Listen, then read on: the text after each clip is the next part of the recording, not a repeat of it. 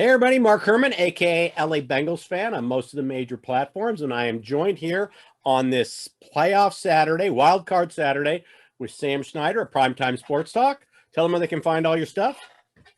Absolutely. You can find me on Twitter at Buy and Sell You. I write for Primetime Sports Talk, like Mark said, which is at Talk Primetime or primetimesportstalk.com. All right. Well, this has been a great Saturday. I waited all week. Sam and I talked during the week about how we didn't have any coaching news other than the fact that we were keeping all our coordinators, which wasn't a surprise for Simmons and wasn't a surprise for Callahan. Anarumo, but I was kind of on the fence with Anarumo, whether we give him another year or not. But the best news today, it's a new year. It's a new football season with the playoffs starting. I got new glasses. And guess what, everybody? Turner is not in the building anymore. Yes. Thank you. No Turner. Is that a quacker? That's a quacker. This is going to be the good news duck call. And so I'm all for it. No Turner. And what's even better about it is not only did we get rid of Turner, but we got back the coach that we should have never let leave the building. He was there for us. They patched up stuff, and Pollack is back, which is going to make, I'm wearing this is actually a Corey Dillon jersey, but it's number 28 because I know Mixon is a happy guy today. So, well, yeah, I mean, you can't, there's no way to avoid the fact that, when Frank Pollack his contract ended, we didn't let him walk, as someone in our comments astutely corrected us. Yes. Yeah. And we need that because a lot of these videos we do just off the cuff, so we can't know everything all the time. So I appreciate those people that drop those things in. But on January 15th of 2019, Joe Mixon said, and I quote, "Because we're just going to let the best line coach in the league go," right? Makes sense. No. When your franchise running back says that speaks volumes. And that's not even his position coach. 100%. 100%. And I think you and I have both agreed that it's been weird that we've heard these stories, particularly by like Elise Jesse, who we're kind of like, do we listen to her? Do we not listen to her? I'm not sure. Right. But she was, excuse me, she was the one that came out with the Pollack, Eason's assistant. Yeah. Chapman. Those guys all being gone. So you're kind of like, well, I don't know. Is it real? Is it not real? I'm not entirely sure. But it's also, I don't think she's wrong. It's just, do you put all your faith into it? And right. Obviously, the hiring of Pollack means, even though the team has not officially announced the firing of Turner, it's obviously a moving on. And the team has not announced, the firing of Bob Bignell, right? Who's our wide receivers coach. And yet already the reports are out there that Troy Walters, who's been with the team for years, has been promoted to wide receiver coach. Right. So Bignell is probably gone as well.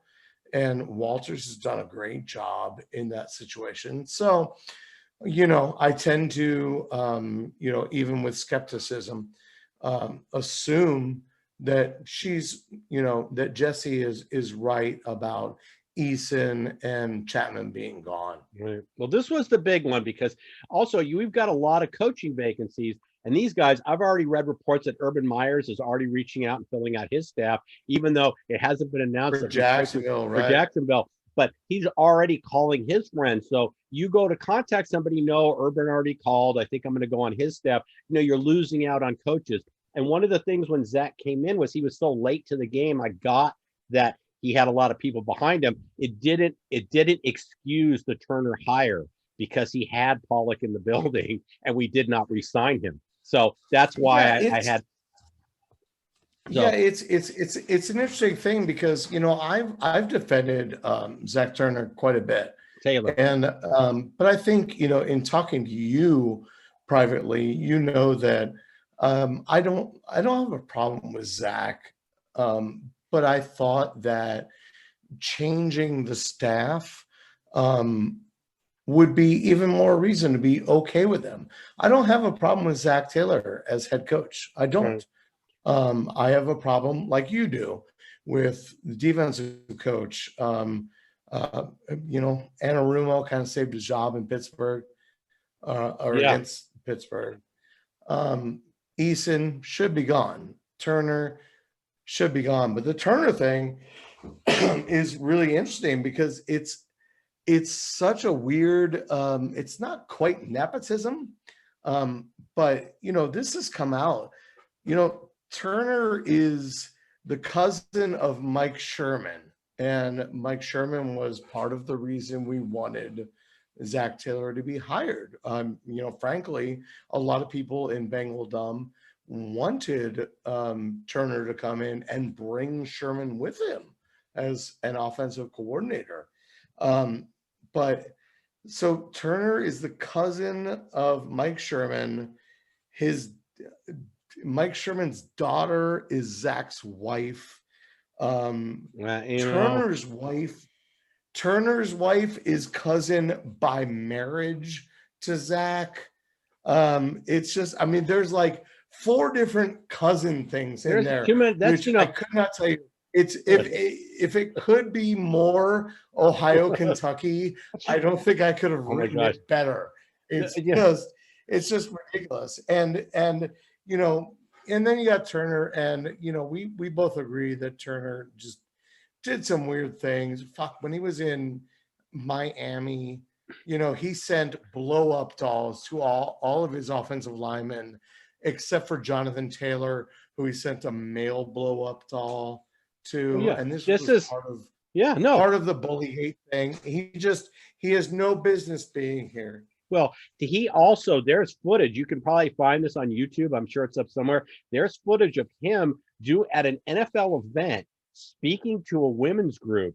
And I know he thinks he's making jokes, but these are the most sexist comments. And it's right there. He's not swearing, but they're just sexist comments. And you're just sitting there going, where did you think that was appropriate for this room? Yeah. And it made you look back on the bully gate and say, this guy's got a couple screws loose. And then you give me the hillbilly analytics of how everybody's related. And I start going, this was a big thing.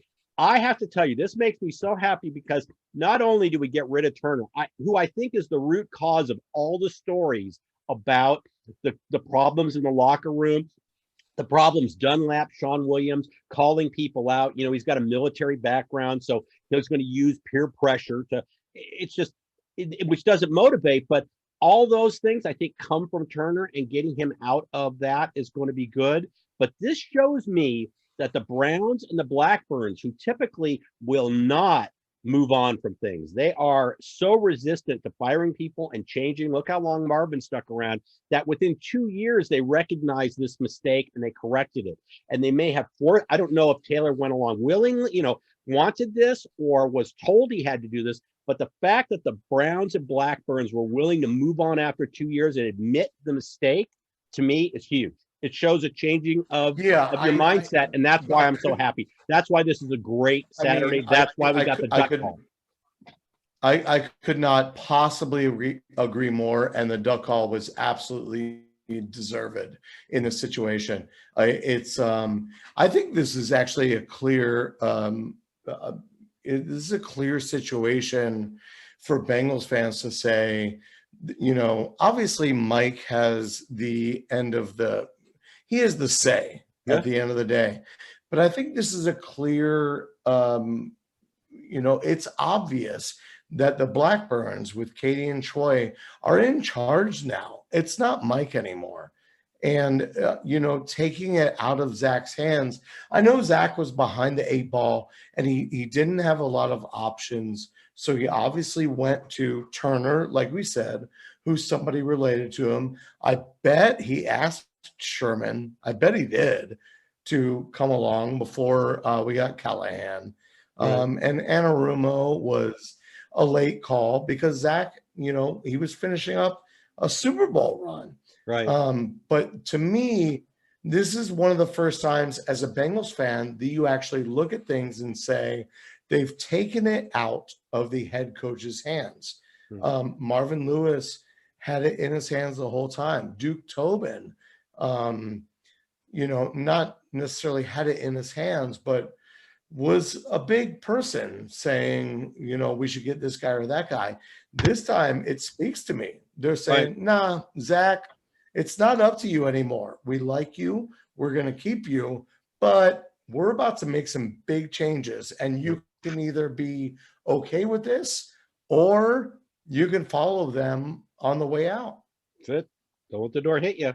So no, this was huge. And I was just so happy. And I got really worried later in the week when we had just no news of anything.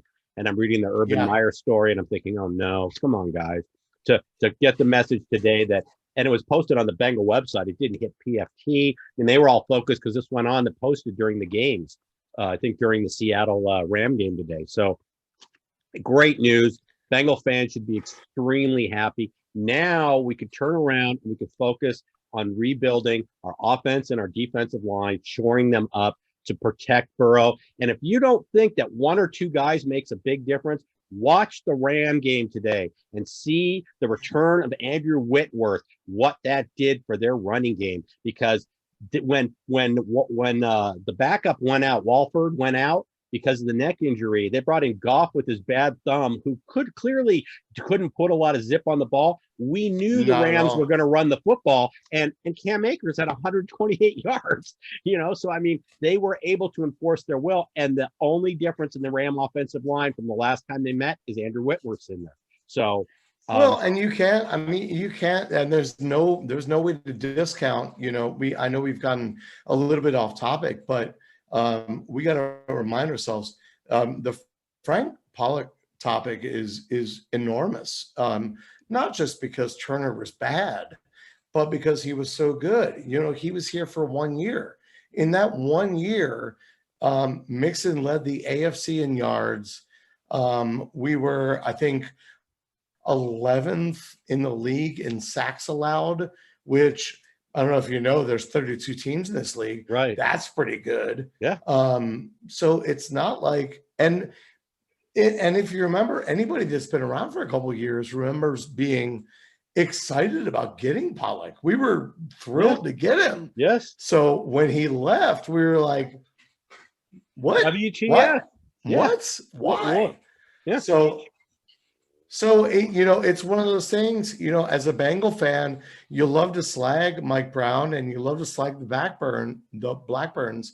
But at some point you say, well, they do know a little something because they know that they were wrong to let this guy leave and immediately tried to bring him back.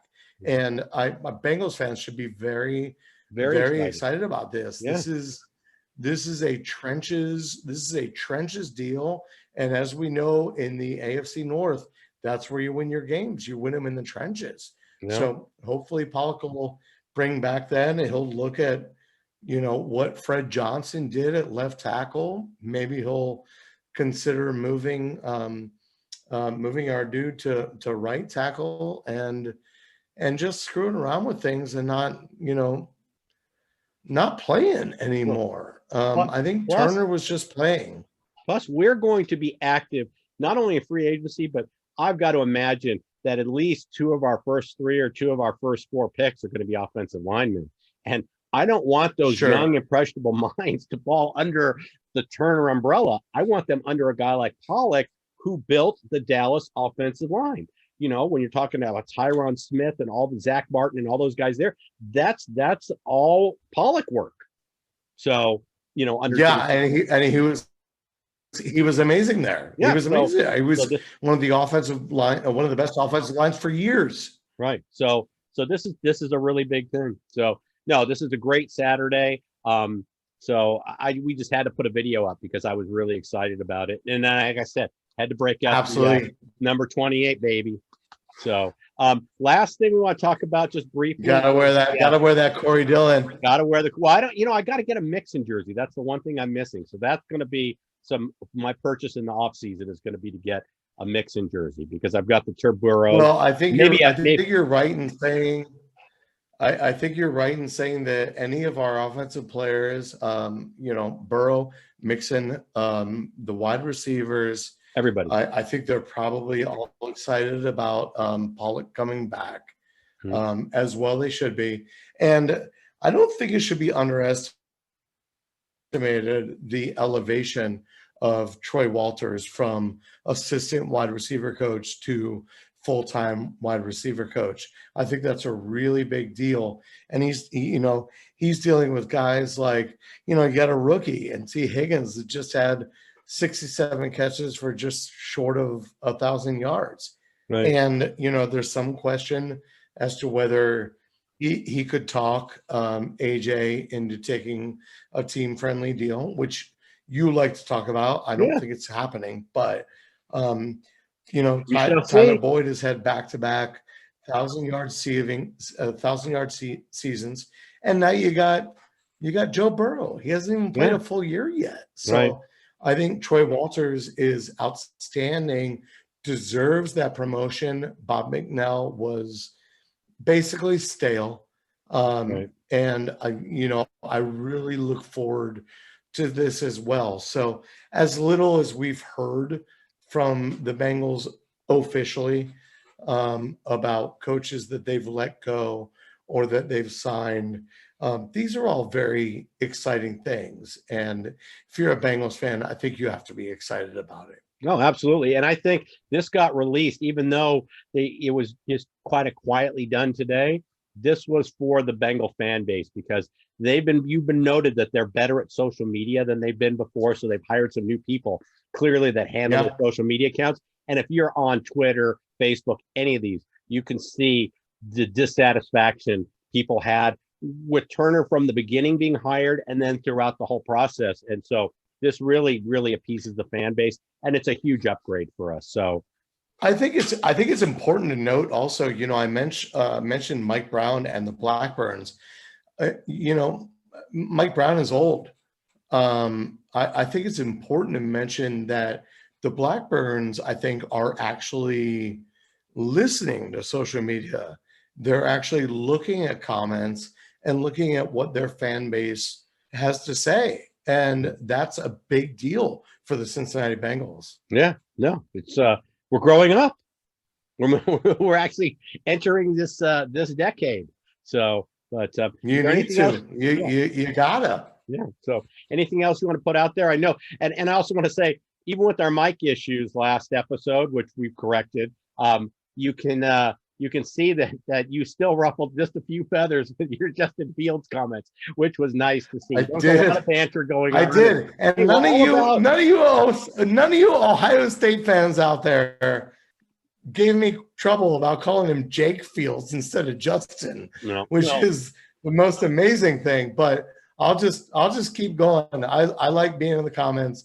I honestly do like the fact that everybody talks to us, has an opinion. We've seen, Mark, I think you and I would agree, we've seen some amazing comments. We've actually been taught a few things by a lot of our commenters. So I can't argue about that. I like talking to everybody there. No, we were just talking about how intelligent our viewers are, because we've got some real, we're lucky. Like we try to do a content-rich show. We get content-rich comments, and it's a testimony to them, to you guys watching. So with that, 100%. With that, remind everybody where they can find you.